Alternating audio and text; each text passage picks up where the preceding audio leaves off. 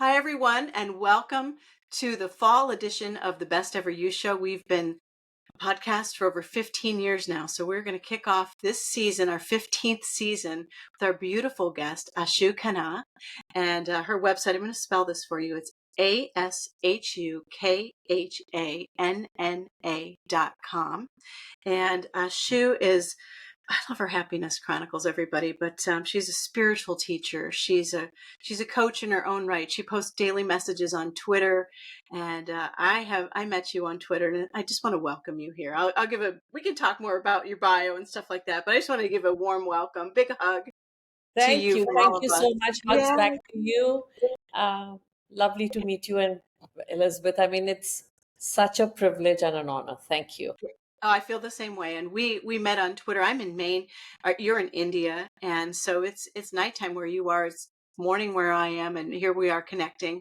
And I had the privilege of being on Ashu's podcast a couple days ago. I don't know when that comes out, but anyway, we're just sharing the love here. So tell me all about tell I know all about you, but tell us all about you, so we get a really good sense of who you are and what you're trying to do in the world. So, okay, I'm a mom, I'm a wife, I'm a coach, I'm a spiritual teacher, I'm a friend. I'm really, as many roles as I can embrace. I love to enjoy life. And of course, I'm a person in my own right. I would take that completely. So everybody listening, if you need some boy parenting advice, we have 6 boys between us. I have 4 and you have 2, and they are all okay. So mine are 24, 26, 28, and 30, and yours are. 30 and 25. So we've got it covered. Yeah, we've got it covered. Yeah, all the people who are sending their kids off to college right now, do you have some advice for them? Because it's happening, if it hasn't already happened, and we've got all those freshmen and first year. Uh, I think it's a beautiful phase to see them fly off the cuckoo's nest and find their wings. While I must say I did have my share of pangs of all, empty nester pangs, yeah. but just seeing them blossom makes up for all of it. Yeah, isn't that wild when you drop the first one off at college? I had this, like, it was like a moment in, you want them, fly little birdies fly, right? I totally agree, fly and do great things. But boy, I had a moment where it was like time reversed for a second. I'm like, wow, where did all that time go? Yeah. Right? Did you have that same feeling? Like, I think it hit me more when my second one went because suddenly I had both gone. And that was, it was more emotional, yeah, and staying regularly in touch with them, I would say, is key uh, to keeping that bond, that relationship, the support, all of it. Just staying in touch, especially for us since we are seas apart. yeah. My Well, sons, yeah, my sons have studied in the US, and the only way we've really kept the bond even stronger is staying connected. yeah. Through isn't. Can you imagine doing that without the invention of the phone? The iPhone and Yeah. whatever, and Zoom and FaceTime and Yeah. all that stuff. Even the invention of the phone, Funnily, maybe. funnily, I don't know which one, whether it's, while it's a blessing to have all of this and stay in touch and see them every day regularly and everything, I think there was a charm to writing those letters on letter papers. Right? The memories that were captured on that, I think, just had a different romance to it. Now, do you still write them letters? Because I'm a letter writer. Like, I'd be a great pen pal. We'd be great pen pals because I don't know. I don't know how to send a letter overseas, but I can sure find it out. I'll admit it. I'm so used to the technology that I've never even done that. So that'd be fun, though, wouldn't it?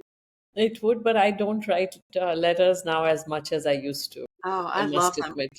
They have stores here with magnificent stationery, and I love handwritten letters and handwritten thank you notes and things like that. So maybe we'll have to fire that up. So, all right, I'm going to go to your website for a minute here.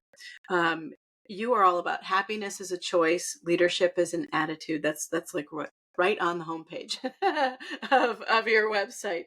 How did you get started in all of this, and what does that mean to you? That's a big message of yours.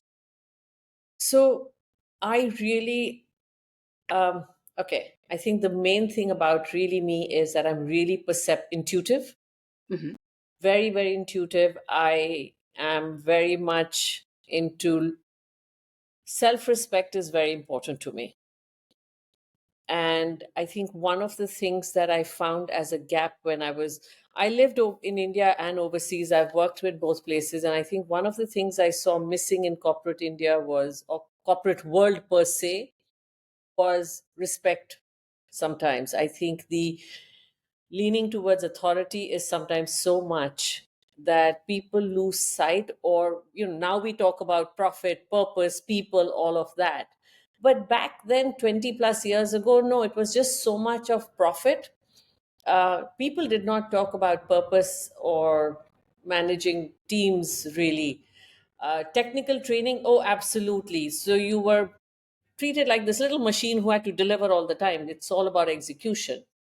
And that bothered me. That really bothered me in terms of seeing that the focus on people, focus on purpose was missing. And that's what made me really quit the corporate world and say, no, there is a better way of doing leadership. There has to be, because I'd seen leaders, I'd worked with leaders who were, like any other person, you work with leaders who are more mature, you work with leaders who are more aggressive. So I'd had my share of diverse leaders who had mentored me. And seeing that, it was like, no, there has to be. And I grew up in a family where my parents were very relationship oriented always. It was so much about love and relationship life that had a very, it still is a very big part of me. And that's how I guess we met, even through Twitter. For me, it's really, life is really about relationships. Yeah. And Um, I I think have, a, I've, que- I have a question for you. Sorry, I'm going to interrupt you for a second. I have a question for you. I want to go back and I want to put the female spin on that whole thing too, with children and working and trying to be a leadership and even just hold down a job with small kids. Did you find that challenging, or was that easy for you? Because I know I had a heck of a time with four small kids, each 2 years apart. of course, see, when you decide to want, okay, I think it's all a question of you want it all, then you have to find a way to balance it all. And it's a Right. Yeah. constant, it's a constant thing of juggling the ball. Sometimes one falls, and sometimes you have to get okay with yourself with dropping the ball once in a while. There's no way you can catch each one of them. And it required me to learn how to be more authentic with my children and actually respect their feelings and say, I'm sorry, I won't be here today, or I can be here, or be okay telling my clients I got to go to school, or even my managers at work, I got to be at my son's school, or I need to do something personally. So I think that authenticity or communication becomes a very fundamental thing to even asking for support, bringing that vulnerability out. Stop trying to be super mom and doing it all. So that's hard. Yeah, because you wear that mantle of thinking that you need to hold every ball in the air and it's only your problem. Uh, I had to learn to empower my staff at home also or at work and say, okay, no, you have to let go. I think letting go is a very big lesson that I learned, at vulnerability, through this whole parenting. And kids are, they observe, they really catch you, you bet.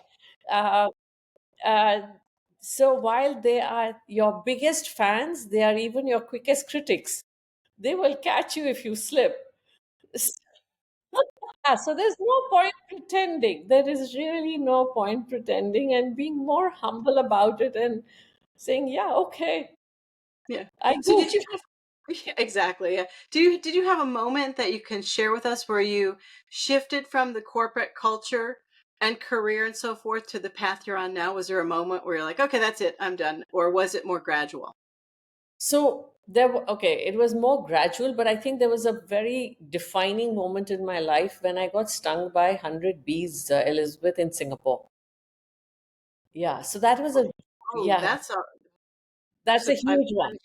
that's scary to live through. Yeah, that was a And let me very, ask you a question. Were you allergic on top of it or just stung by bees? so I was allergic. I had had a very, very severely allergic reaction in a few years before that in Hong Kong, where I just survived it. And the cause remains unknown till date, Right. uh, because it was such a, close to fatal episode. And the second, so when I got stung by the bees, there was nobody who stopped to help, even though I was just outside in the center of outside my condominium in Singapore, but nobody stopped to help. So I drove myself to the hospital, um, Oh, wow. because there was no, I just knew I had to find a way to survive it. uh, was it smart? I don't know. Was it foolish? I don't know, but divine providence helped me get there. And I'm here to, I guess I still had a lot more to live and do. Uh, So So the way I feel with my allergies, I have food allergies. We were talking about. I have 4 life-threatening food allergies. So allergies are terrifying. So now, do you carry around? Do you have so like I have a medic alert on, and it So said, I used to carry an EpiPen for the longest time. Uh, please do again because there's terrifying." yeah.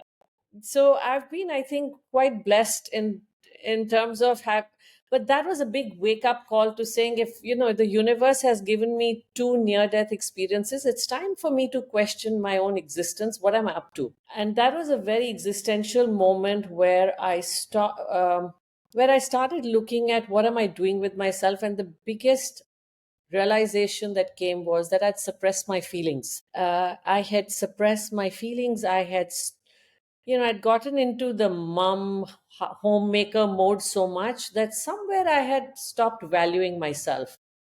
Oh, yeah. I have a Because son. there are no gold stars for a mom. We give gold stars to the kids, but I, I, I love that. it hangs right there all the Yeah. time because it did the Yeah. same thing. Okay, keep going with this because I'm gonna put this So down. But that's what really made me say, hey, that's what really made me say, hey, I need to look at what do I want to do with my life and myself. um, I started exploring options, entrepreneurial. I think I was quite done with the corporate world by then, and I was flirting with in, out. What should I do? What will work for me? And coming back to India is how I found this gap in leadership development, and I decided to totally jump out of everything and say, okay, I'm doing this. yeah, yeah, and do you love it? Are you? It's a I have bouts where you feel like you're a little bit alone sometimes in doing, like the corporate culture for me meant a little bit of bouncing ideas off of each other and collaborating on things. So that's the one thing I've had to recreate here at home, to find people that I could collaborate with and love and so forth and get feedback from and I love to collab. I'm just such a big collaborator. So sometimes I would feel a little bit lonely in my endeavors. Have you had that, or are you all good? So no, of course. I mean, moving from a structured environment to a totally creating your own structure. Right. Uh, I have a huge ecosystem of people I reach out to, literally. Whether it's coaches, people from my spiritual community, whether it's friends, my family, my team, my digital team, my tech team, I reach out for feedbacks, ideas, conversations, uh, my Twitter, for that Yeah. matter, Yeah. uh, social media platforms, because based on the feedback is how you really say, okay, what do I do next? How do I do it differently? There is just so much that I receive from the world, and I am more than happy to go out and get it. Yeah. Yeah, we have I hear your puppy in the background. We have puppies too. We have two. Okay, so we're here. This is the part, the authenticity. I think one of the things that is most important in everything is authenticity and not hiding anything. So for Mhm. me, like when COVID came around, and I hated every minute of COVID, but I did respect and love the fact that people were up on their computers and they were who they were, and they had kids in the background and cats and dogs and their hair up and shorts on and whatever Yes, it was. she's barking for attention. She wants to come Yeah, in. of course. Bring her in. Okay. Yeah, if you need to get her, bring her in, because I love dogs. So come on in. So cute. So now we have a dog joining the podcast. That's a cool door and a beautiful outfit. Thank you so much. And that's my, Hi. And what is your name? her name is Laika. Oh, And like oh my God. so she, Aren't they the best life coaches ever? oh, unbelievable. So she goes to office with me very often. And she loves her outings. So everybody at office loves her because it's this perfect de-stressor. You'll run a little with her, you'll give her your cuddles, and she'll give you your licks, and you're set. Oh yeah. Yeah, I have a dog. She's got her nose to the window over here, so I won't let her in because she'll be all over the place. But she and I are kind of inseparable almost. Her name's Bahama, Okay. and she goes everywhere with me, stores, all the same stuff. So all right, so she needs to come back up. Just let me know. And all right, so let's talk about your teachings. What about let's talk about your inner voice and the importance of listening to your inner voice. Maybe touch on some of that intuition that you were talking about. So, way back 2006, my journey of transformation, while like there were many defining moments, this was yet another one.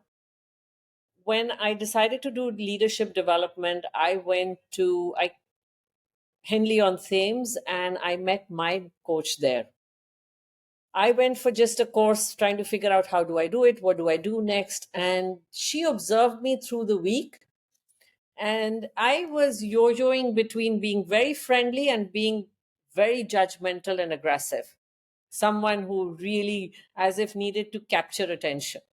Right. Um, and that's when she actually asked me, how coachable are you? I'd never even heard the word, never knew that concept existed. So that's when so I asked her, I said, if you were to coach me, what would you say? And lo and behold, the first question she asked me, whose acceptance are you waiting for? Oh, there's a good one, right? That's a Oh, huge one. huge. Yep. Now, we don't even realize that we've been sitting and spending our entire life looking for somebody to give us approval, whether it's our parents or family or society or someone or the other. It's always around.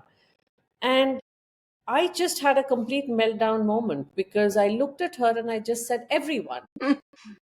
And I think it was such a revealing conversation for me. And then I asked her, okay, what do I do next? How do I deal with this? She has had the most beautiful way of managing me in terms of leaving me with a thought and saying, okay, now you figure your answer out. Yeah. Isn't Uh, isn't that wild how we do that though? Like we're really looking, I don't know what that is. Like I've been in pageants before seeking, I know now, I didn't know at the time, but maybe even seeking approval or attention or whatever it is to fill whatever gaps. But isn't it such a peaceful place to have that inner peace? I don't know if it's 50s. I'm 55. You're right about the same age, right?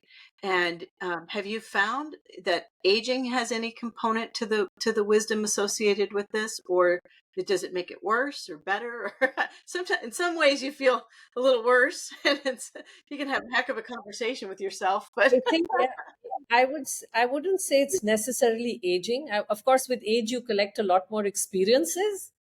right, But I would say it's a lot more consciousness.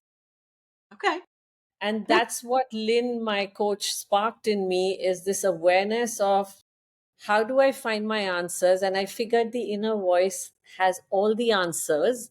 You simply need to turn in and align and focus internally to pay attention to what it's trying to tell you. Do you think that's easier when you aren't okay? Let me take you back to your 20s for a minute, even your teens. 20s and so forth. Is it easier now to do that than it was previously? Because, like, picture yourself a 20-year-old now on social media and all of the things that they do to for attention and hair and makeup and dancing and this and that and another thing, and I'm like, oh, I can't. I know. I don't even know if I would do that in my 20s. Had I if I were 20 right now, I'd probably be on the shy side of that. But do you think that accessing that consciousness is easier in your 50s because there's sort of a mellowness, like almost like a kind of like, "Well, I don't know if I care what everybody thinks anymore," happening? So obviously, there is a lot more self love, self acceptance, all of Yeah. that. Yeah. Yeah. And, in the 20s, I was not even aware of it. I was, Right. Me either. I'm I sorry, was, everyone. I was too busy doing what I thought the world expected me to do. Uh, the typical thing of, okay, you go to school, you go to college, you get a job, you do. So, whereas once I got into this whole space of spirituality, uh, life has become a lot easier because now there is a there's an intention to say, how do I want to live? Do I want to constantly live because a certain way because the world expects me to do it, or do I want to live true and be at peace and love myself? So that's where the difference comes. Now, I know it's a difficult choice for many because they fear that, oh, will I get cut off from society? What will happen? What will people think? And what I've discovered is that the relationships that were never meant to be with you for a long term will fall off anyway, or they'll get realigned. And you'll always find more and more relationships. So I always tell people that look at the population of the world.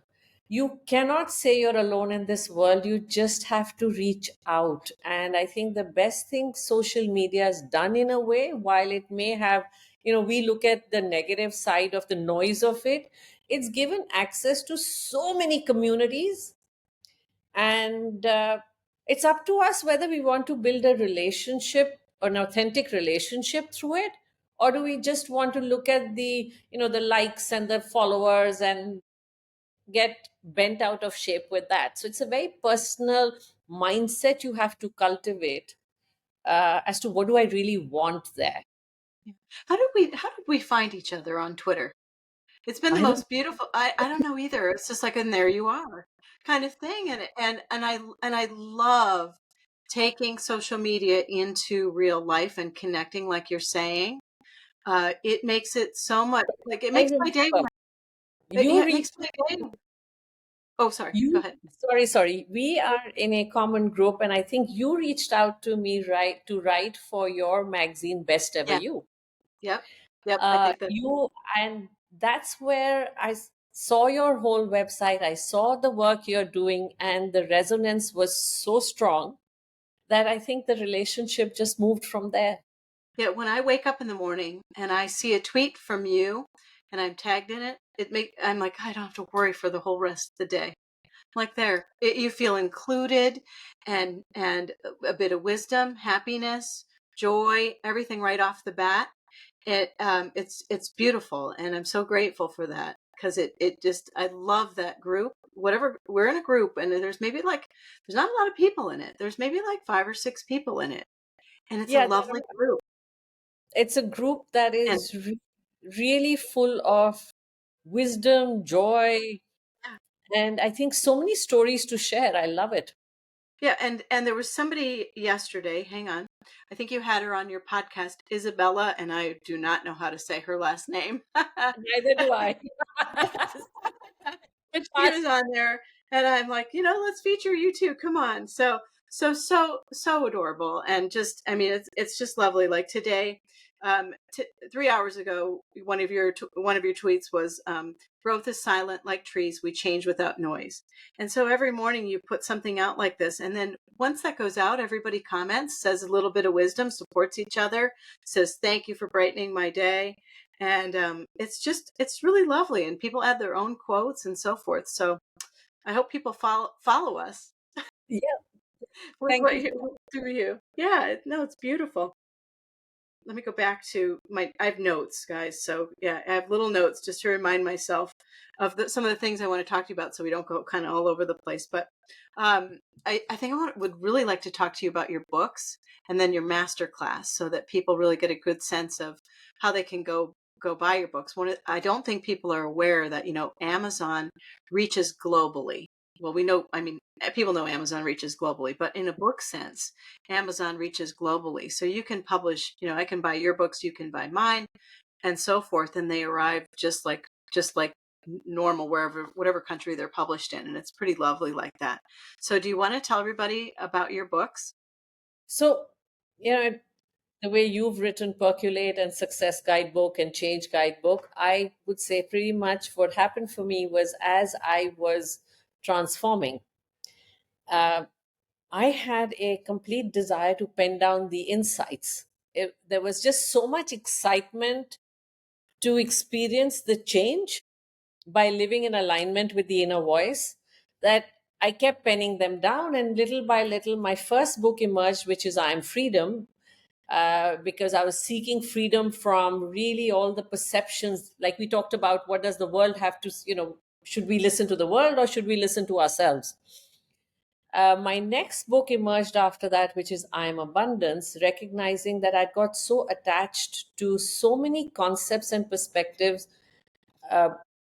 I didn't know. So, simple thing like I didn't know what's the difference between honesty and authenticity. Uh, so honesty can be okay. I was honest about something, but I used to even think honestly expressing myself was cool. Now you don't realize that just saying whatever's in your head is not always cool because you could be Filter sometimes, but you yeah, need honesty with a slight filter sometimes, yeah. kindness. So that so that filter was missing. That's really cute. Yeah, I've been accused of being blunt before myself. Yeah, so so that's when so things like that, recognizing that no, that opinionated me is not necessarily the right me. And so that's when I'm Abundance came out, and really looking at the world as interconnected. I think that was the biggest part of it, seeing the world as one and interconnected.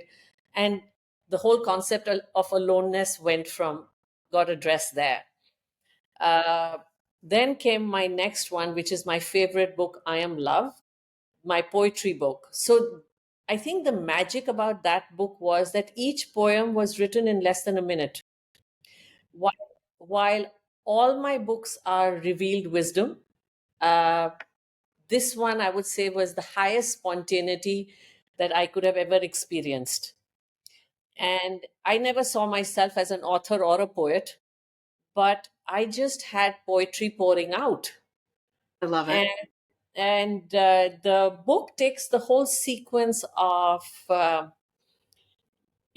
questions for the quest of a human life, of what is life, how do I live life, and who am I. So it carries the whole sequence. And then came the next book, I Am Perfection. Now this is really, I had chased perfection, so-called perfection, as a myth, which I know it is now. But perfection so much in my life, I want to be perfect externally, and I wanted life to be perfect. That whole insistence and expectation was so much that obviously there was constant judgment and noise or disappointment in the head till It's hard I to went. keep that up too, isn't it? It's really hard to wake up with your hair perfect every morning. Yeah. So it's Yeah, a very, yeah, you're yeah, putting a tough standard, not just yeah, yourself, but you're messing with everybody around you. right? Yeah. Yeah. There are some people that I always say, it doesn't say perfect ever you, it says best ever you. And then I do a little asterisk, like, I think I want my heart surgeon to be perfect though. Yeah. Like, I want my pilot to be pretty much perfect. Like, there's some people I think that might need to almost be perfect. Like, you don't want to be like, hello everybody, welcome to, the airline today, and I'm going to do my best to get you there. And then So you're like, no, no, no. I would make a slight distinction here between excellence and perfection. And I think that's the thing that emerged for me, that actually life is about the inner perfection and not external. The external comes out when you are absolutely embracing the inner perfection. So the book I Am Perfection was really the journey to realizing that. And now I'm writing the book I Am Light, which is, I would say, my love affair with my inner voice.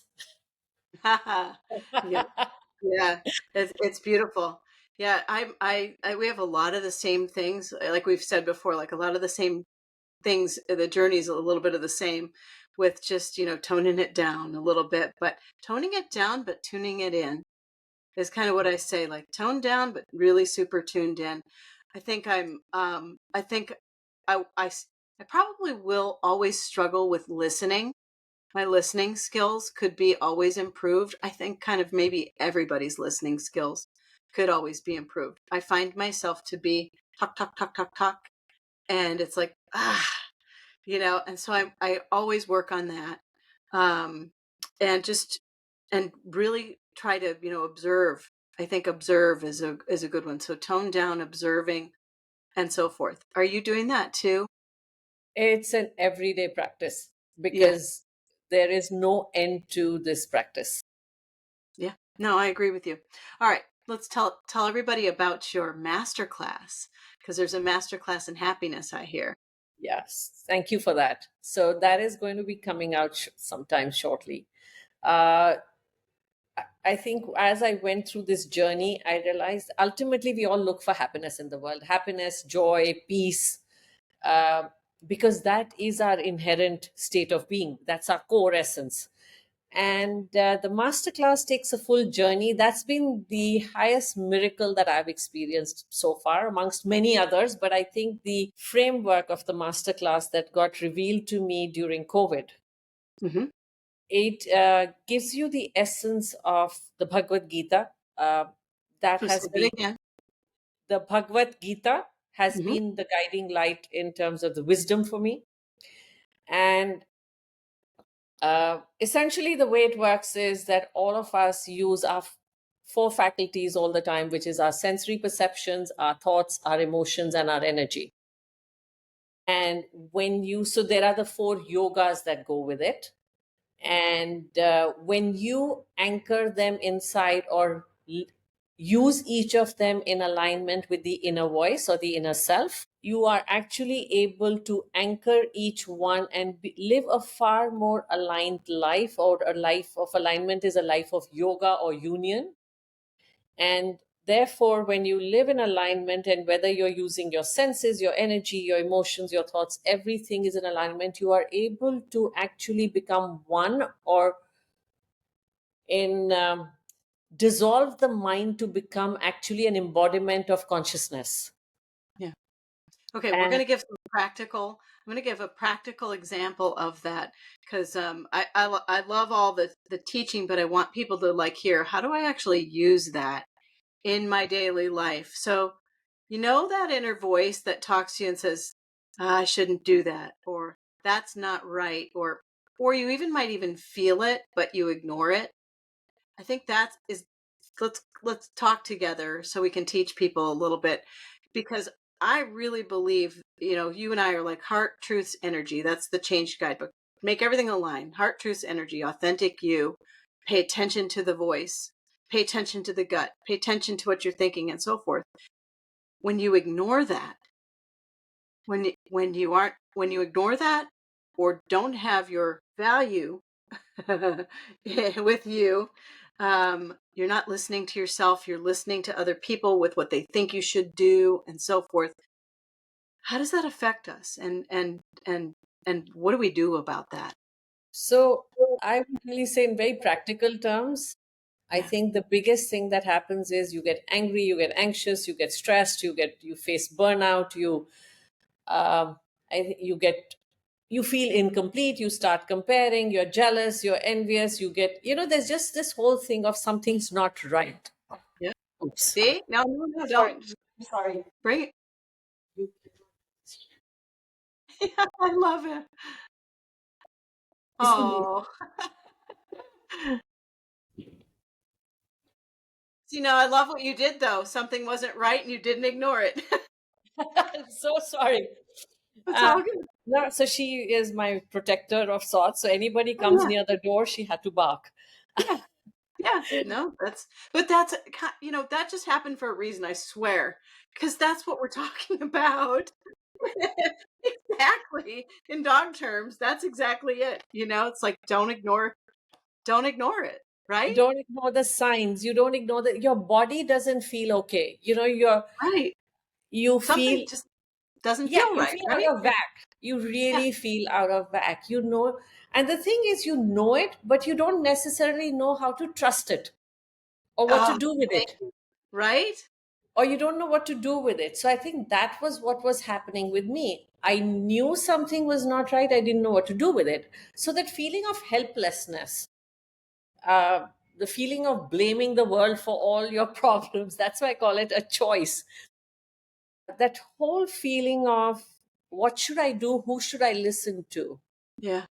So I talk about like a I'm gonna put my hands up like this, like a touchdown, not touchdown, but just like this, and say, like we're here, right? And we might need to make a change, and then we sort of maybe get stuck, and we go back to here, like comfort zone, comfort zone, comfort zone, comfort zone all day long, and then over here is fear and the unknown, and it's like moving this way toward the fear and the unknown is the scary part. And that's what you're saying, like where you don't trust yourself and so forth. And then what we do is we stay stuck, like on a hamster wheel, going round and round and round and round and round. What we really want is off of that, moving that way, but we're scared, or we don't have the right tools or the right people or the right book or the right sentence or quote or whatever it is. And so we go all the way back to here sometimes. And we're just always over here when we want to be here. And that makes you really, what you're saying, angry, mad, upset, jealous, comparing, ungrateful, whatever it is, right? It makes you really unsure of your next steps. So, the journey, like you talked about, fear to faith, or fear is really learning to, is love. It's loving yourself. It's really love, because love is our core, love is our essence. And the more we learn to love ourselves, the more we are kind, we are generous, we are compassionate, we listen better, we are more accepting. It's the whole energy, energy changes. There's a that field around us, Yeah. everything changes. Yeah. I think everything changes with self love and self worth completely. Self love, self worth, self care, and so forth. And people think those. I- I've had people where I've encountered them, and they've said, "I've never heard of self love. What is that? I've never heard of self worth. What is that?" And so forth. And you explain it, and they're like, "Oh, oh, oh, oh, oh, oh," and it's almost like the core of all of it, isn't it? That self love. It is Because absolutely. like if you're here and then here's the stuck and here's the fear and so forth. Beyond that is what you're like saying, like the faith. So to go from here to faith is all these steps in between, and the creatures that are on board with us are self love, self worth, self care, intuition, Yeah, it's right? self Like listening, awareness, self leadership, it's all of it. all of it. Right? And it's not linear either. I'm making it sound like, this is a linear path. It's like, ooh, Yeah, it's right? a roller coaster ride. It's a complete roller. Yeah. Yeah. The difference is that earlier you dislike the roller coaster ride. Now I embrace it and take it on. In fact, I Right? jump onto the roller coaster ride. The ones that take you upside down and loop. You have to go. Yeah. So that was my skydive where I said, okay, uh, how do I let go of this incessant need to be in control, even that little tick that stays in the head? And I said, okay, I'm going to do something that is so crazy that's going to totally throw me out of the whole concept of being in control. So I went and did a skydive. Oh, I need a photograph of that. We're gonna put that up. And were you on the plane? Like, see, I can't do.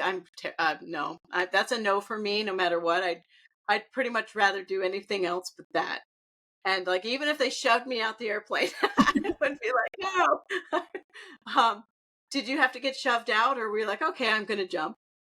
No, I actually jumped because I was so mentally prepared and excited. Uh, Wow, good for I you. just, I just jumped out.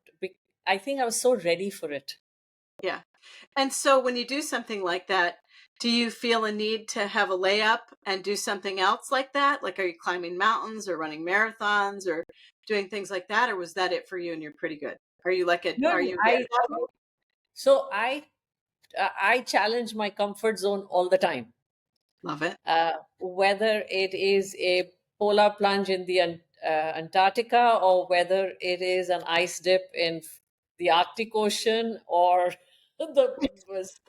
or a Yeah. trek up to the Everest base camp area.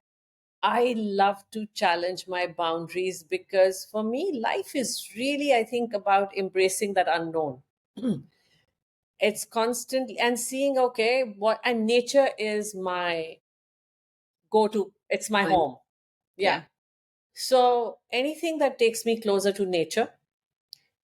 And, Love it. but I think what happens really, Elizabeth, is there is a very high part of me which will say, okay, if I need to open myself to, so the polar plunge, the way I said, letting go of control was the skydive. So the polar plunge was, how do I just embrace the world as is the expanse? I just said, okay. And am I scared of heights? Yes, I am. But I did it. Am I scared of being in the ocean? Oh, absolutely. I can swim, but very, very okay, not enough to be in an ocean. But I think it was for me about pushing myself to say, okay, let's just go for it. And that, I think once I have that internal conviction, I don't have anything that stops me then. It's just, I'm just able to jump. Yeah. Let's talk about I want to bring that to other people, and bring it to a level where maybe somebody is afraid even to go to a different grocery store or their routine is set and so forth. Um, can you talk about that a little bit? Because I still think it's important even to challenge yourself, even if it's, yeah, okay, so you're not a mountain climber or jumping out of airplanes or anything like that. What are I love it. But what are things that we could do like in our non-adventurous spirit incorporate into our everyday lives that are brave like that? So, I think the first thing is that we are born explorers. I think we are the ones who start building these walls around us of what if. Right? Yeah. So many what ifs. And I think it's all about baby steps. So it's not as if I suddenly one fine day found all the courage. Um, Right?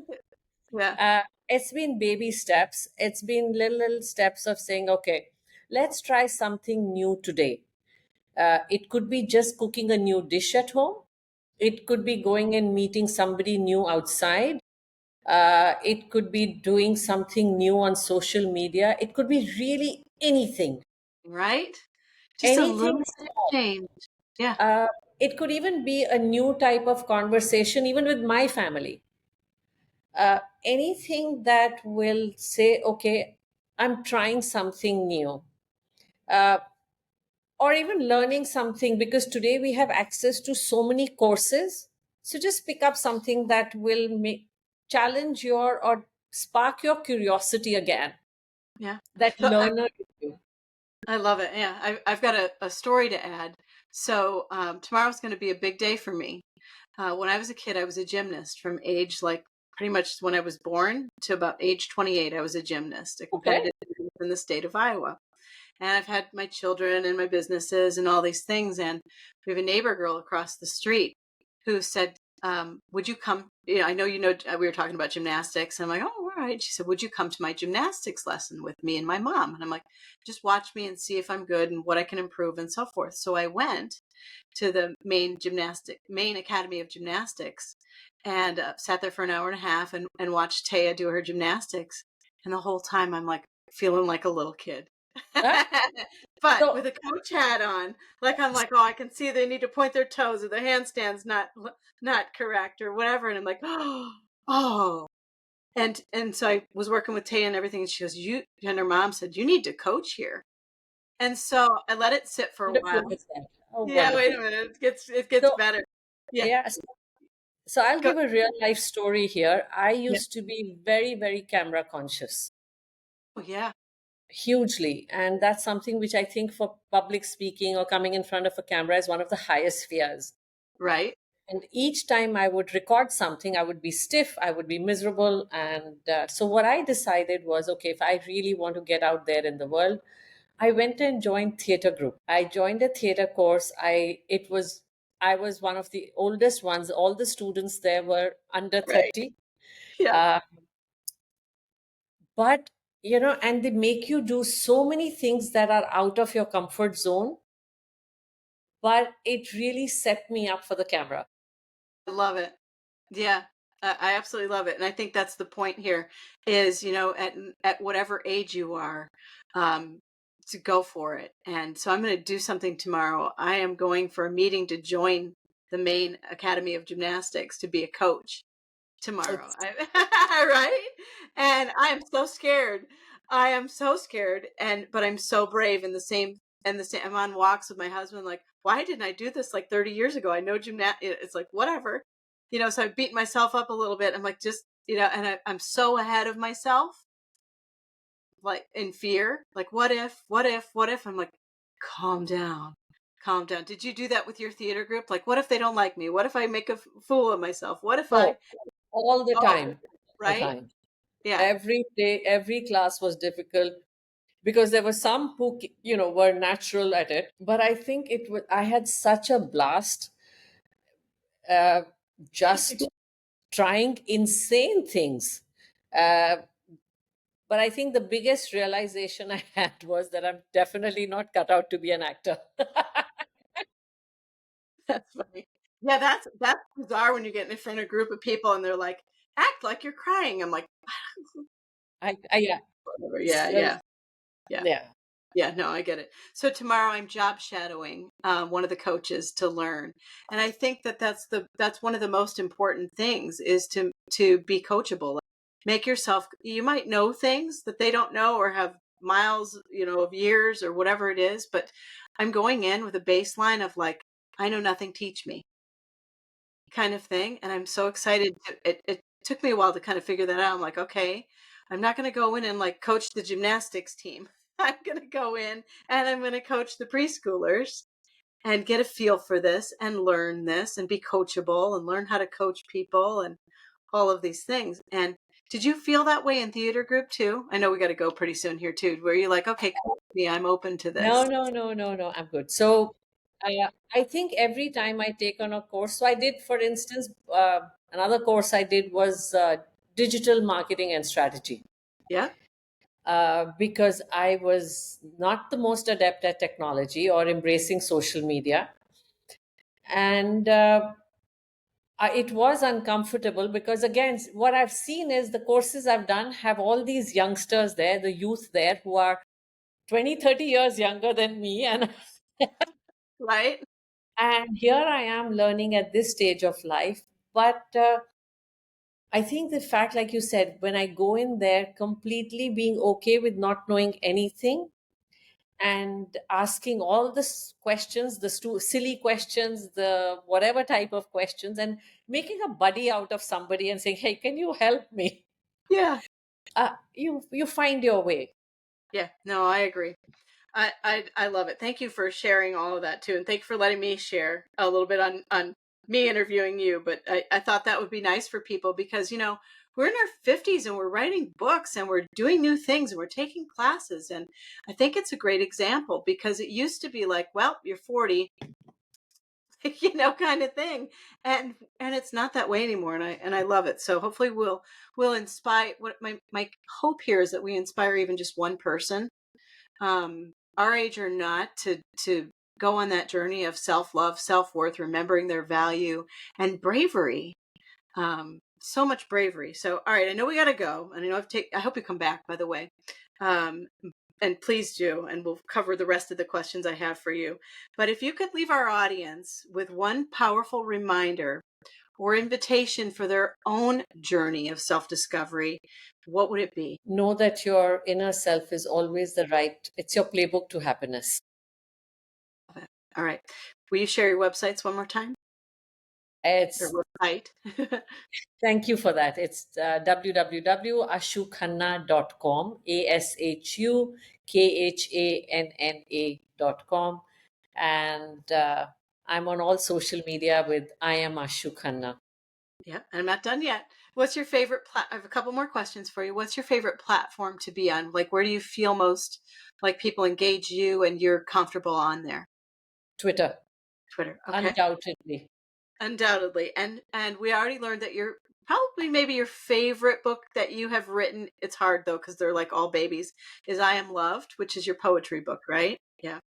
And then if you could leave us with a book recommendation, I would really appreciate that. I love it when our community gives us book So, recommendations. after the Bhagavad Gita, I think the other book that really influenced me was Mahatma Gandhi's My Experiments with Truth. To read about a personality like him, a leader like him, really talking about his imperfections and embracing them was very empowering for me and very inspiring. Love it. Yeah, because we think somebody like that's just perfect, right? Yeah. Back So, to whether it is Andrea Gassi's Open or other such books, I have seen that. I remember reading a book of, of entrepreneurs when I was struggling with fear of failure. And I think one of the things that I had to really take back was everybody fails, everybody explores, everybody experiments. You never get your answer the first time round. we're always learning. If you could help somebody be their best, give advice to help people be their best, what would that be? Just love yourself. Oh, That yeah. there is, like I said, there is no such thing as perfection external. Love yourself, all what's and everything, because there is only one you, and for a reason. I think that's the thing that I discovered. I had to really come home to myself saying, I'm born for a reason, and let me really make sure I live up to and make that reason do something about it. Love it. Well, thank you for doing that because we're here, right? It's Yeah. beautiful to meet Nice you. planet, yeah. Yeah, thank you. Thank you for being here. Let's give your website one more time, and let's give a sign off of. We hope everybody follows us on Twitter and joins in our morning ritual there, and just helping everybody be their best, right? Yeah. So thank you again. Thank you so much, Elizabeth. My website is ashukhanna.com. And I would be more than, and we have a Happiness Chronicles newsletter that we Oh, publish twice a month. And we've started something called Wisdom Unplugged on Thursdays once a month. So it's really about sharing whatever's happening in the month, our podcasts, our little blogs, and any new content that we have created. well, thank you for being here. All right, thank you everybody for listening to or listening and watching. I guess the Best Ever You show. Ashu Khanna is here with us, and it's just been a wonderful hour and some with you, learning all about you. And I hope that one of the things that I always hope and pray for and have faith in is our listeners and our viewers, because the Best Ever You network and the Best Ever You show are all completely grassroots. There's never any advertising or anything like that. So it's all word of mouth and connection and community. So as you connect to somebody that you love, let us know and we'll feature them on the website or here on the podcast, because that's how we all grow and share and kind of cut down fear.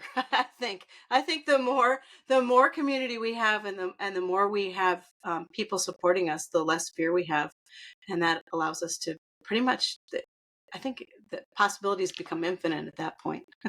That is such a beautiful way to end the conversation. That, yes, the more we connect, the less the fear and the more possibilities and the more the love. Yeah, love and peace. All right. Mwah. Love and peace. Thank you Thank you very so much. much.